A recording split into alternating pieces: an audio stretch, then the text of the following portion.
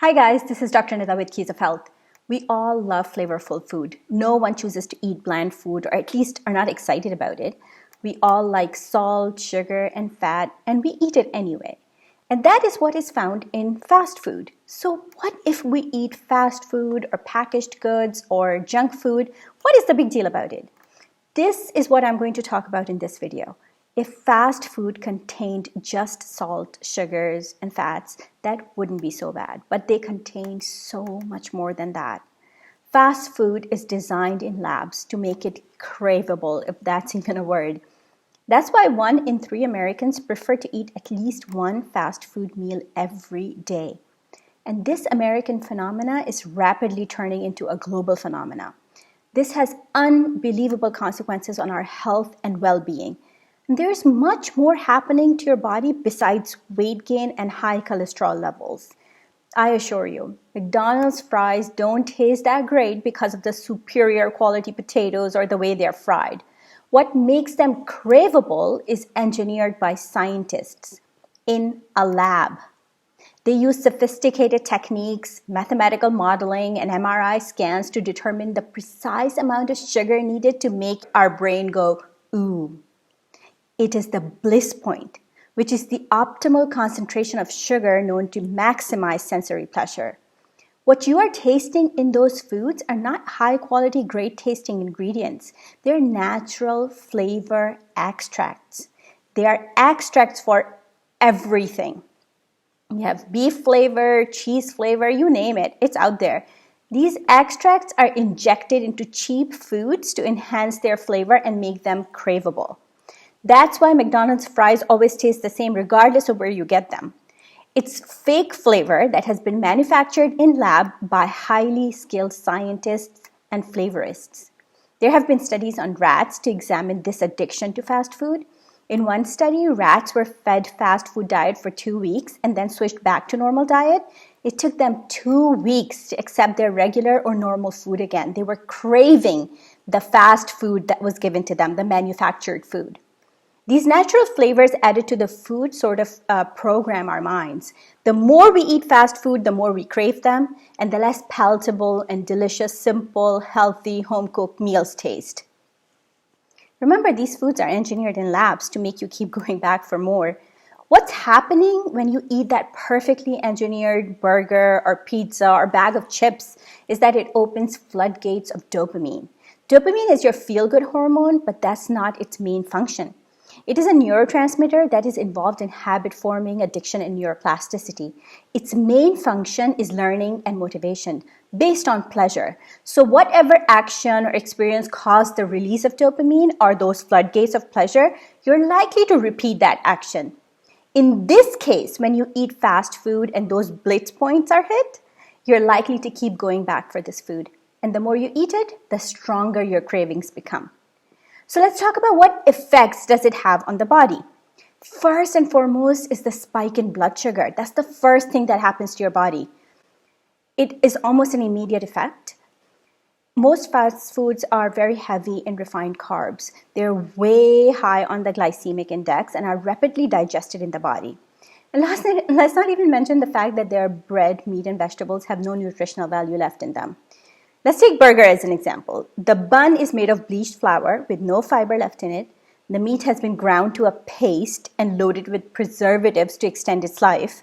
And the fries are made from potatoes that are coated in chemical sugar called dextrose. This refined food is broken down quite rapidly in the body, to the point that this burger and fries meal can go down from your stomach to your intestine to your bloodstream in less than 15 minutes. And this is not true for the fats, though. Fats take a lot longer to digest, and I'm going to go back to that. So this quick digestion is what rapidly increases your blood sugar and insulin levels. Initially, this gives body a surge of energy, but there's a good chance that you're not going to do some heavy muscle work after a meal of fast food. In fact, chances are you're going to sit around and relax. This is where it becomes really problematic. This excess glucose that is floating around in your blood is not going to be used by the body, so it is converted to fat to be used by the body later. Now you know where I'm going with this. Even though fast food meals are very calorie dense, but because it is so quickly digested, it is very likely you will be hungry again within a few hours. The meal causes a quick spike in blood sugar followed by a sugar crash due to excess insulin. This stresses the body and body reacts in all sort of ways. Some people feel hunger pangs, some experience headaches, nausea, irritability, shakiness, depending on how extreme the insulin response was from your body. This will last until your body is able to regulate your blood sugar to normal levels again. Now listen to this. A study concluded that the consumers of fast food are 51% more likely to develop depression. It stated, and I quote, "The connection between the two is so strong that the more fast food you consume, the greater the risk of depression." Another thing fast food and deep fried food does is it restricts your arteries. We usually think that this happens over time, but some studies have suggested that deep fried food like fries can restrict your arteries just a few hours after consuming the meal. Restricted arteries slow down your blood flow, which makes you feel tired, irritated, and in the long run increases your risk of heart attack and stroke. Just one fast food meal a week increases your risk of heart attack by 20%. And here is where it gets really disturbing. Have you heard of dimethylpolysiloxane? It is a polymer used in shampoos, creams, and silly putties or slimes. And this is what gives the shape to the slimes and silly putties.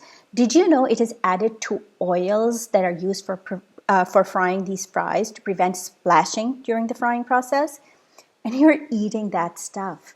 Your body is certainly not using this junk. It doesn't know what to do with it. So where do you think it goes in the body? Hopefully this explains why even though the food tastes so good, you can feel very bad, develop cramps, headaches, acid reflux, or profuse sweating after the meal. A 2018 study found that these substances are so alien to our bodies that our gut reacts to fast food as it would to an infection. It can even lead to permanent inflammation in the body, cause diabetes and atherosclerosis. Fast foods, junk foods, and deep fried foods are loaded with calories, but they barely have any nutritional value. So even though you're filling your stomach with food, on cellular level, your body is starving. Over time, this can lead to a lot of gland-related issues. PCOS, hypo or hyperthyroidism, adrenal fatigue can all be traced back to this kind of diet over an extended period of time. This severely affects the liver and kidneys as well because these are the filters of the body, and all these chemicals that your body doesn't know what to do with overload these organs and affect their performance. And we already saw the study that related depression to fast food diet, so I don't need to talk about that. I have personally seen this over and over again. Once a person gets off junk food, it takes approximately 2 weeks for them to stop or control those cravings. After 2 weeks, they can cope much better. Their irritability decreases, the inflammation in the body decreases, the joint pains, the headaches, they all begin to go down, and the energy levels increase. You really begin to feel a difference after 2 weeks. If you push through for a month, that's when you really begin to notice a difference in your skin, your hair, your sleep patterns, your breathing, and your endurance levels. After a month, you won't even have cravings for those foods or sugary drinks anymore. Once you have overcome this addiction, if you eat it once in a while and then work out to burn those calories and eat healthy after that, that's fine. But I would suggest you stay far away from sugary drinks, packaged goods, foods that have a long shelf life, and fast food. As much as possible, these do more harm to you than anything else. In many cases, it is irreversible damage. And personally, what I find so upsetting is the lack of education in this topic out there. How food regulation industries prove this and don't feel the need to educate public is beyond me. That's why I believe in handing your keys of health in your own hands. Know what you're eating, what you're doing. Make informed decisions for yourself and your loved ones. And remember, I'm here for you. If you have any specific questions or concerns, feel free to get in touch with me. I have listed some of these studies that I have talked about in the About section of this video. So please, I encourage you to go and read it on your own to further your study on this topic. Take good care of yourself and learn to make your favorite fast food at home without all the disgusting preservatives and lab engineered ingredients. You will never regret it. Don't forget to share this video with your friends and family, and please subscribe to my channel so we can continue to educate people about these really important topics. Thank you. Goodbye.